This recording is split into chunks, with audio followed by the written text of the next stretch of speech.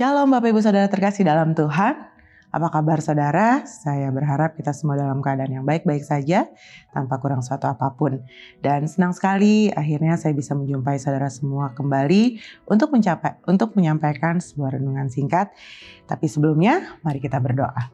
Bapak, kami mengucap syukur untuk hari ini Tuhan. Terima kasih kalau kami boleh kembali diberikan kesempatan untuk merenungkan sebagian dari firman-Mu Bapa.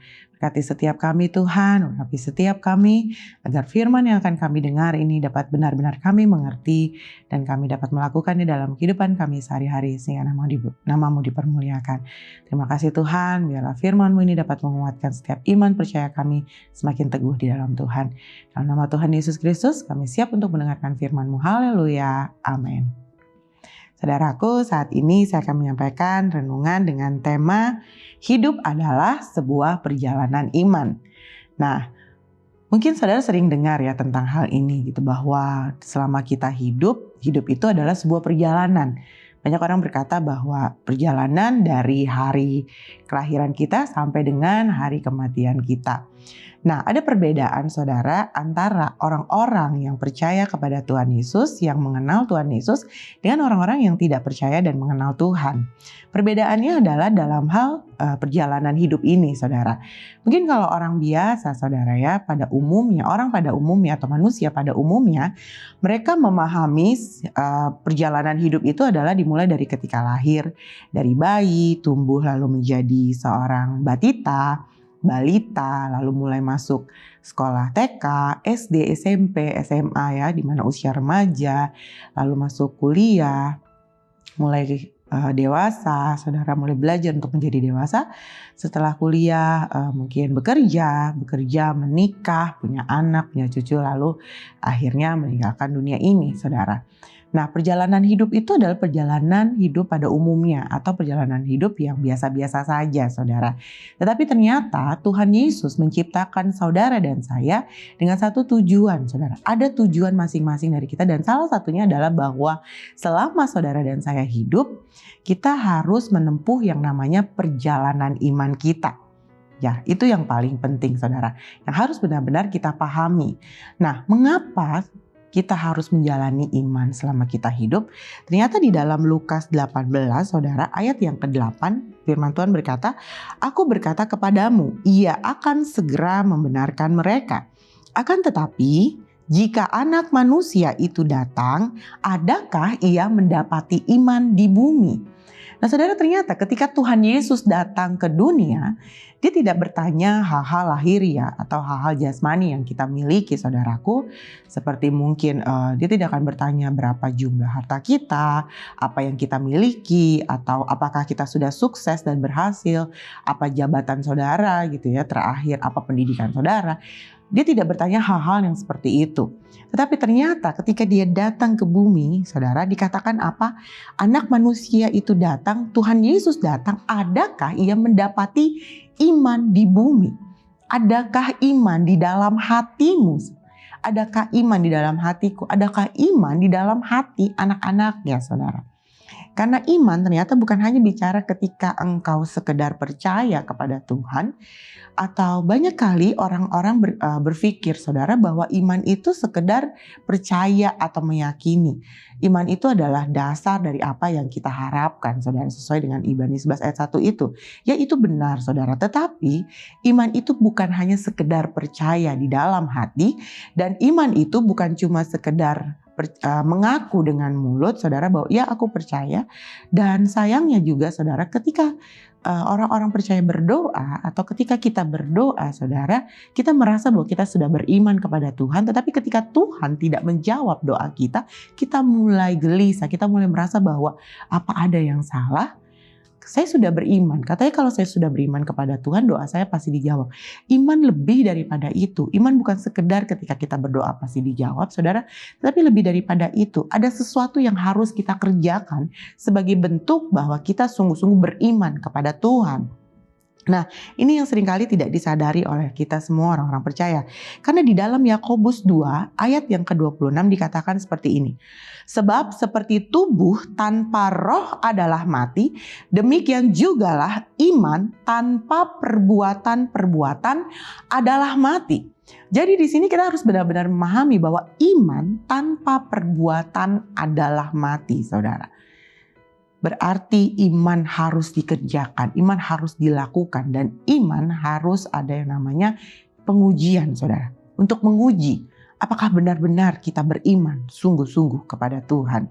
Nah, Paulus berkata, saudaraku, di dalam 1 Timotius 6 ayat ke-12 dikatakan, bertandinglah dalam pertandingan iman yang benar dan rebutlah hidup yang kekal.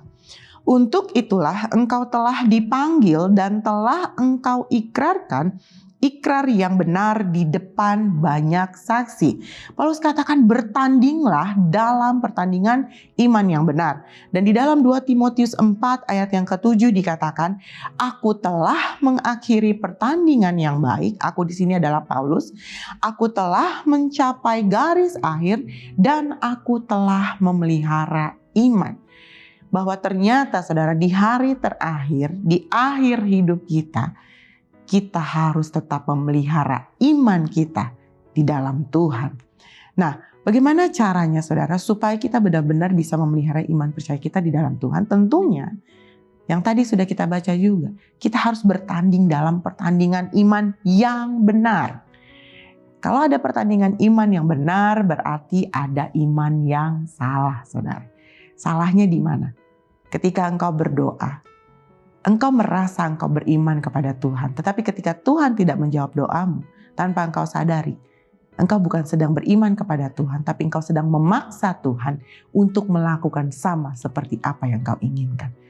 Tapi sebaliknya, ketika engkau berdoa, engkau beriman kepada Tuhan, artinya engkau benar-benar percaya kepada Tuhan, menyerahkan segala sesuatunya ke dalam tangan Tuhan, dan meyakini bahwa apa yang akan Tuhan kerjakan, apa yang akan Tuhan buat, itulah yang terbaik bagimu.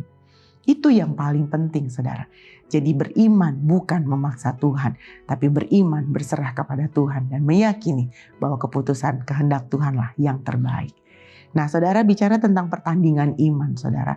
Pertandingan iman yang harus saudara dan saya jalani sebagai anak-anak Tuhan, ini penting. Nah, banyak orang, saudaraku, yang tidak menyadari akan hal itu. Mereka merasa bahwa ikut Tuhan itu harusnya hidupnya nyaman. Ikut Tuhan itu pasti tidak punya masalah, karena Tuhan pasti menyelesaikannya bagi kita. Amin. Tuhan pasti menyelesaikan bagi kita. Tapi ikut Tuhan bukan berarti kita tidak akan punya masalah, saudara.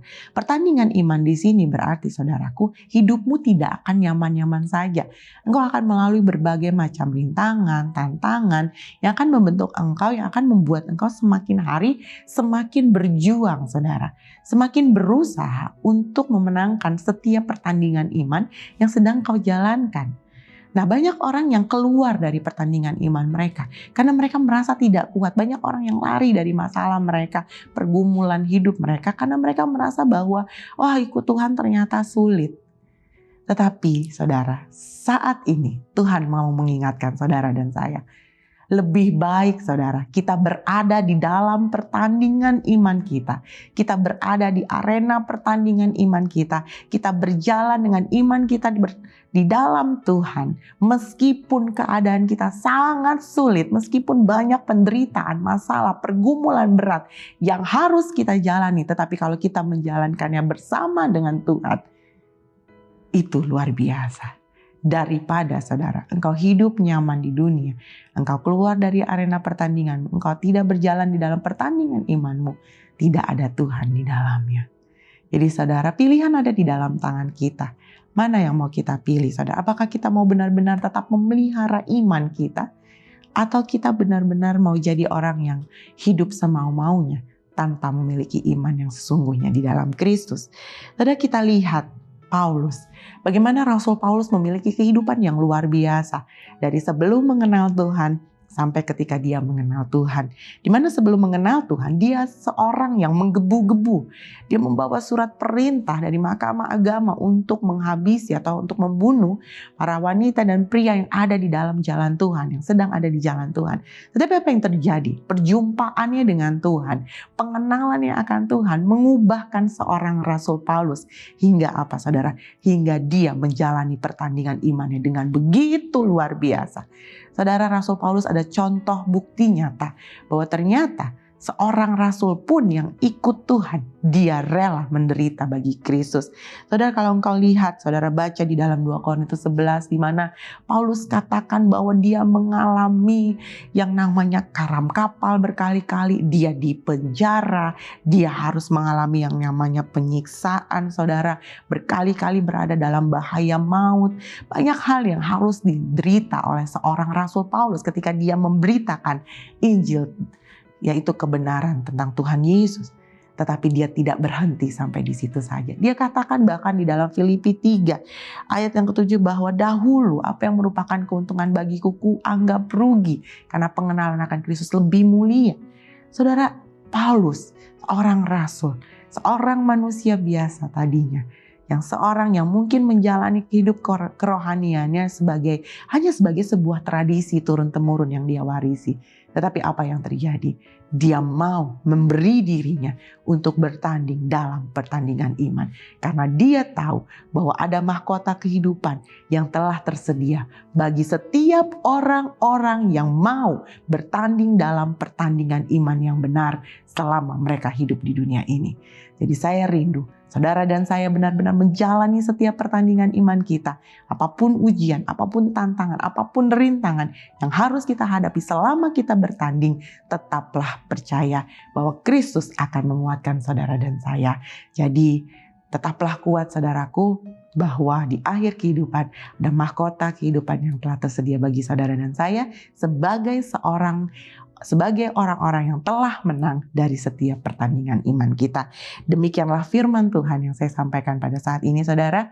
Saya percaya bahwa hidup bukan sekedar hidup yang kita jalani, atau hidup bukan sekedar hidup yang biasa-biasa saja, tapi hidup adalah sebuah perjalanan iman bersama dengan Tuhan dari sekarang dan sampai akhir hidup kita. Amin. Mari kita berdoa. Bapa, kami mengucap syukur untuk firman-Mu yang telah kami dengar, Tuhan.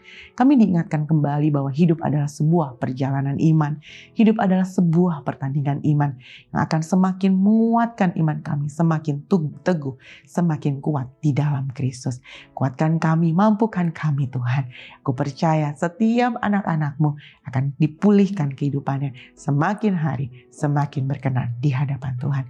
Dalam nama Tuhan Yesus Kristus kami berdoa dan mengucap syukur. Haleluya. Amin. Tuhan Yesus memberkati. Shalom.